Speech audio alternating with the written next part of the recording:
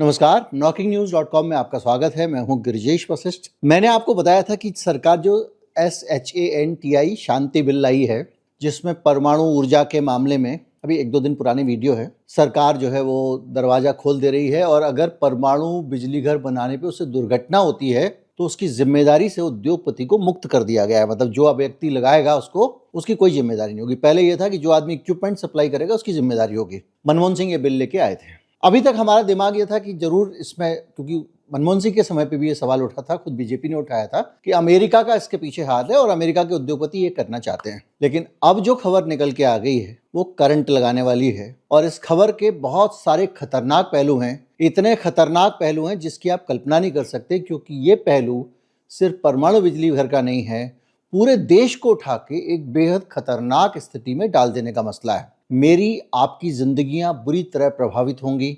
हम सबके जीवन पे इसका बहुत बुरा असर पड़ने वाला है, ये अनुमान मेरा है। अभी हम जब बात करते हैं तो सबसे पहले हम शुरू करते हैं यहां से कि खबर क्या है।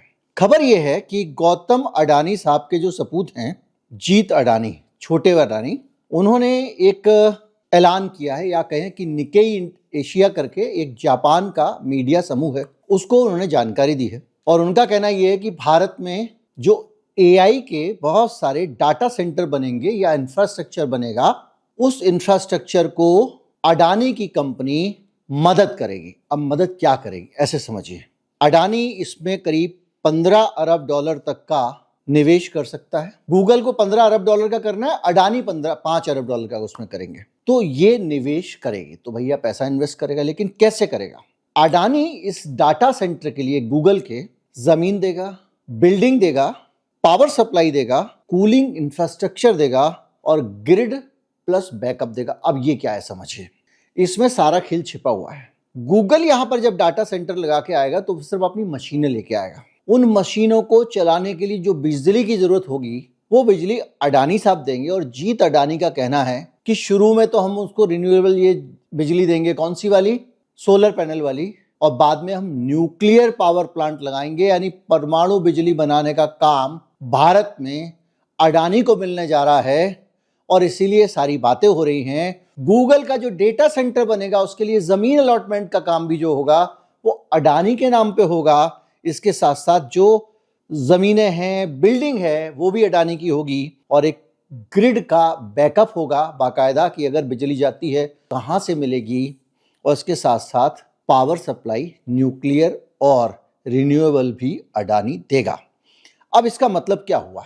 क्या मैं जो बड़ी बड़ी बात कर रहा था, ऐसा हो जाएगा, वैसा हो जाएगा, ये हो जाएगा? तो अब हम इस पूरी बात को समझते हैं। गूगल लगाने वाला है यहाँ पे टेंसर प्रोसेसिंग यूनिट, TPU। जैसे CPU होता है आपका, वैसे TPU होता है। TPU मतलब बहुत बड़ा टाइप का एक CPU जो कि AI का इंफ्रास्ट्रक्चर चलाएगा, AI के सर्वर्स रखेगा, क्लाउड प्लस AI मॉडल्स रखेगा और डाटा और सॉफ्टवेयर रखेगा। अभी तक आपको बहुत तकनीकी लग रहा होगा, अभी आप बहुत सरल पे जाने वाले हैं।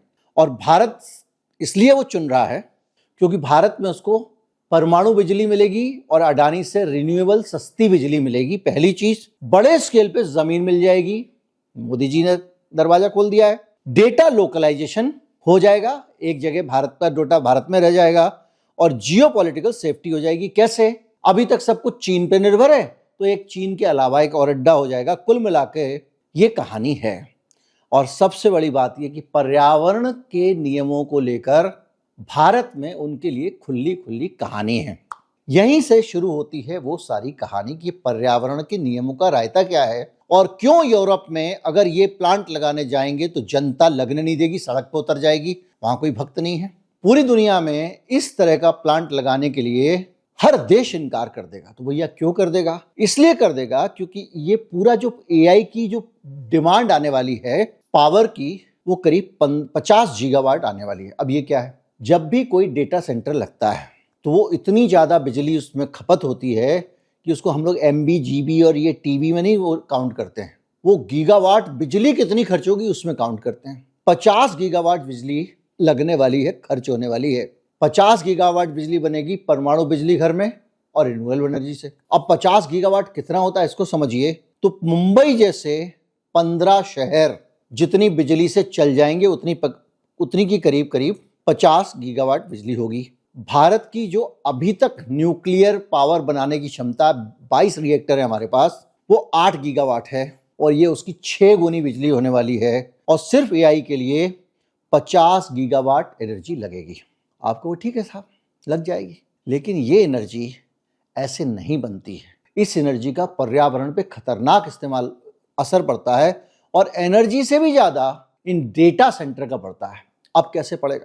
डाटा सेंटर का हालत ये है कि उसको जो है वो जो बिजली मिलने वाली है, वो बिजली जो है वो जब, देखिए मैं आपको एक कंसेप्ट समझाता हूँ, ऐसे तो सबको पता ही है, कोई भी एनर्जी है वो कभी नष्ट नहीं होती है, वो अपना ट्रांसफॉर्मेशन करती है। हम जितनी ऊर्जा का धरती पर इस्तेमाल कर रहे हैं, चाहे वो किसी भी प्रकार की ऊर्जा है, चाहे हम कोयला जला रहे हैं, चाहे हम गैस जला रहे हैं, चाहे हम सोलर कर रहे हैं, ये सूरज से आने वाली ऊर्जा है। कोयला भी सूरज से आने वाली ऊर्जा है, उसको कार्बन के रूप में वो स्टोर हो गई है, तेल के रूप में स्टोर हो जाती है, उसको निकाल के हम दोबारा से ऊर्जा को फिर से इस्तेमाल करते हैं। तो ऊर्जा और कार्बन कभी नष्ट नहीं होते, वो रूप बदलते रहते हैं। तो अभी सिचुएशन जो है वो ये है कि ये जो ऊर्जा अब यहाँ से निकलेगी, 50 गीगावाट बिजली फूकोगे बिजली बनाने के लिए, तो जो 50 गीगावाट बिजली फूकने का मतलब ये है कि 50 गीगावाट की गर्मी पैदा होगी उससे। यानी ये जो डाटा सेंटर चलेंगे वो गर्मी पैदा करेंगे बहुत, 50 गीगावाट की, और उस 50 गीगावाट की गर्मी से क्या होगा? तबाही मचेगी। अब आप क्या करोगे? उस 50 गीगावाट की गर्मी को खत्म करने के लिए क्या करोगे? उसको खत्म करने के लिए आप पानी के कूलिंग के प्लांट लगेंगे उसके, जैसे मैंने अभी बताया कि उसके लिए कूलिंग का इंफ्रास्ट्रक्चर लगेगा। और क्या होगा? 50 गीगावाट बिजली की कूलिंग में 30 से 40% बिजली लग जाएगी। आप अंदाजा लगाइए, इतनी गर्मी पैदा करता है एआई का पूरा सर्वर और इंफ्रास्ट्रक्चर। अब ये जो गर्मी पैदा होगी, इस गर्मी को नष्ट करने के लिए, काबू करने के लिए आप पानी से उसको ठंडा करोगे। तो क्या होगा? जो आपके सर्वर की, उनकी मशीनों की गर्मी है, उस मशीन को ठंडा नहीं करेंगे तो मशीन जल जाएगी। तो वो क्या करते हैं? उससे पानी गर्म कर देते हैं। तो वो गर्मी कहाँ चली गई? वो ऊर्जा पानी के अंदर चली गई। जब पानी के अंदर वो ऊर्जा चली गई तो पानी क्या करेगा? उस ऊर्जा को रख तो नहीं लेगा। जाहिर बात है पानी का तापमान बढ़ेगा जब ऊर्जा उसको ज्यादा मिलेगी। जब पानी का तापमान बढ़ेगा तो वो हवा में भाप के तौर पे जाएगा, और जब हवा में भाप के तौर पे जाएगा तो वो पानी गर्मी पैदा करेगा। वो पानी जब गर्म रहेगा तो गर्मी का, ऊर्जा का जो सिस्टम होता है वो आपको पता ही होगा कि ज़्यादा गर्म से कम गर्म की तरफ जाती है ऊर्जा। जैसे कि अगर आपने कोई गर्म चूल्हा, ज़्यादा गर्म है, उसके ऊपर आपने बर्तन रखा, वो कम गर्म है तो वो गर्म हो जाएगा। तो जब ज़्यादा गर्म पानी होगा, हवा कम गर्म होगी, तो हवा में, वातावरण में गर्मी आ जाएगी। तो ये जो गर्मी का आंकड़ा है वो बता रहा है कि करीब इतना पानी इसमें, इसको ठंडा करने में जो खर्च होगा गर्मी को, 1 मेगावाट में 20 से 25 लाख लीटर पानी खर्च करना होता है। किसमें? सिर्फ 1 मेगावाट बिजली में। 50 गीगावाट में 1 से 1.25 अरब लीटर पानी रोज चाहिए होगा। 1.25 अरब लीटर कितना होता है? 50 से 60 लाख लोगों की रोज का जरूरत का पानी।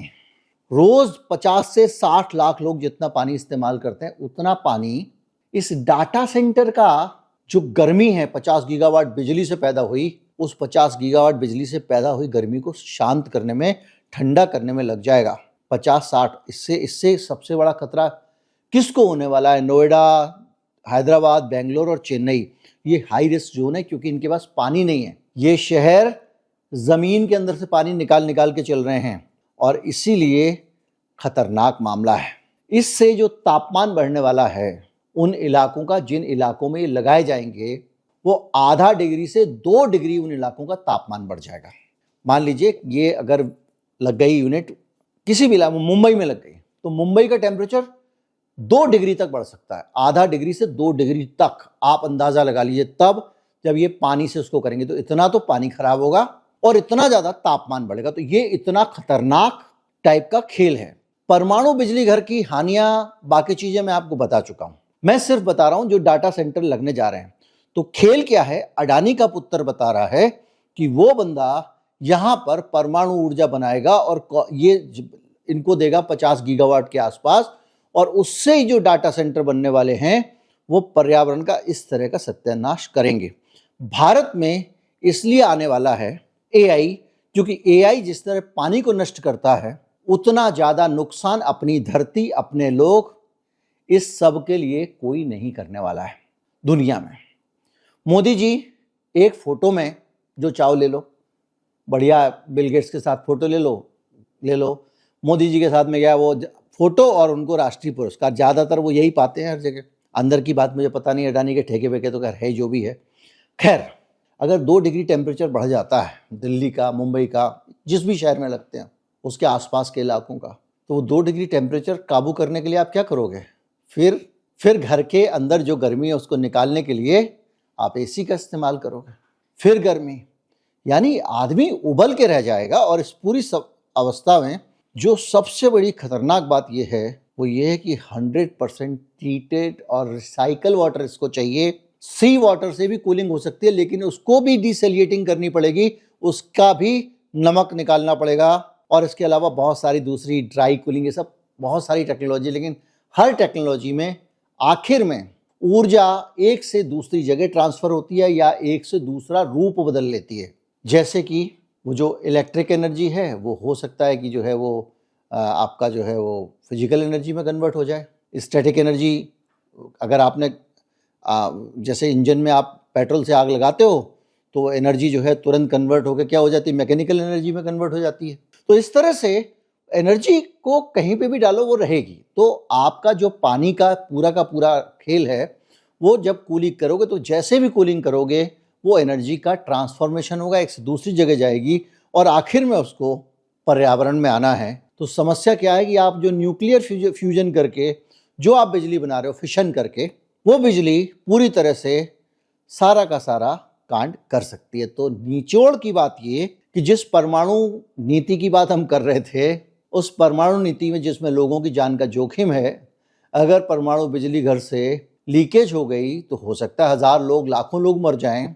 जो एक बड़ी लायबिलिटी थी पहले कि अगर दुर्घटना होती है भोपाल गैस त्रासदी की तरह तो कंपनियों को उसका भुगतान करना पड़ेगा, अडानी जी को उससे मुक्त कर दिया गया है, संसद में बिल आ गया है। महात्मा गांधी का नाम क्यों रख दिया, जी राम जी क्यों रख दिया, इसकी चर्चा में हमको फंसा दिया गया। मनरेगा में भी सरकार ने जिस तरह से गरीब की जेब से सारा गरीब का खर्चा काट दिया है, आप जानते हैं, मैं बहुत पहले बता चुका था आपको, सरकार घाटे में जा रही है, तो मनरेगा का खर्चा कम करेगी या सस्ता अनाज बंद करेगी, और ये भविष्यवाणी सही हो गई। अब ये जो सिचुएशन है ये फिर आपको बता रहा हूँ कि ये बेहद खतरनाक मोड पे चली गई है सरकार। और पूंजीवाद में इसीलिए लोग कहते हैं स्थायी सरकार होनी चाहिए। क्यों होनी चाहिए स्थायी सरकार? आज मोदी जी को अगर अपनी गद्दी का खतरा होता तो ये नियम नहीं आता। लोकतंत्र में जनता की शक्ति तभी रहती है जब सरकार अस्थिर रहती है, वरना जनता गुलाम हो जाती है। उम्मीद करता हूँ वीडियो आपको अच्छा लगा होगा और आपको ये जानकारियाँ जो अभी अडानी जी के बेटे ने दी हैं मिल गई होंगी, और इसके इतने सारे व्यापक पहलू, पानी का, बिजली का, ऊर्जा का, ये सब आपको कोई चैनल वाला बताने नहीं जाएगा। नमस्कार, जय हिंद।